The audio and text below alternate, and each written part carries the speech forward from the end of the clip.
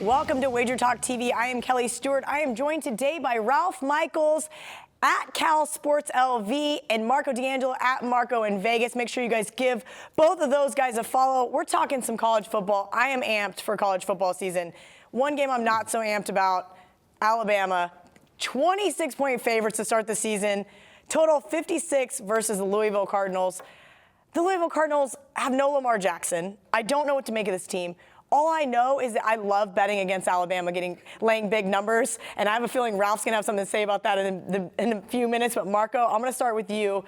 Tell me about this Alabama Crimson Tide team, and what in the world is Louisville going to do without Lamar Jackson? Well, first of all, let's talk about the value. The number is 26. There's always going to be a built-in bias with Alabama automatically, so you end up laying a point or two more because of that. Throw in the Lamar Jackson not being there, the public's going to overreact to that, add some more value in there. So that says if you want to look at it strictly from a number standpoint and value, we should try to take the Louisville Cardinals here.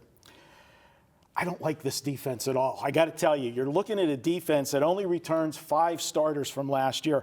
And that actually might be a good thing because that defense got ripped last year. 8 times they allowed 28 points or more.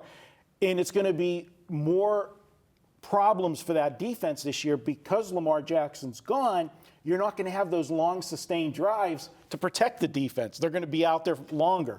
Now, the quarterback that's going to step in, Jawan Pass, and what a name for a starting quarterback, last name Pass. A lot of guys are making comparisons to him because of his size and, you know, he's big, he can throw, he's a dual-threat quarterback. They're making references to Cam Newton. That's a big reference. One thing that he is similar to Cam Newton, and this guy, if you've seen him in any interviews, he is cocky as hell, let me tell you. So we'll see what he can do, but I'm not sold. And I got one stat I'll say for the end of the video because I want to use it as my counterpunch with Ralph in case he says not to take Alabama. Is it bad? Is it bad I don't like betting on cocky quarterbacks? Maybe I've just watched too many documentaries, too many Last Chance U's where the cocky kids, they just turn me off. I like the quiet, silent quarterbacks that don't say much and actually do their talking on the field. You know, I'm having to watch one with the Browns with Baker Mayfield, but of course he won the Heisman last year too. So. Geez. Okay, Ralph. 4-1 ATS in their last 5 opening games. The Alabama Crimson Tide is like the New England Patriots. I want to hate them, but they're making people money week 1, even with these big numbers. The line's up to 26. Are we seeing a built-in SEC bias, Alabama premium? What's going on here with this line? And I have a feeling it's going to keep just going up until the game kicks off. My power ratings have this at about 21, so I completely agree with the bias. And, you know, one point when you look at Alabama and you say they only have 10 returning starters, well, you have to compare what Saban has had there the last few years. They reload.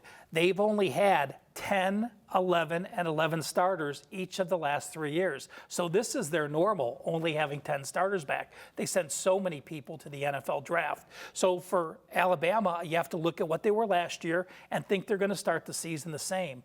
The difference this year is they only have 3 starters back on defense. In each of Saban's last 6 years, he's had at least 5 starters back on the defensive side.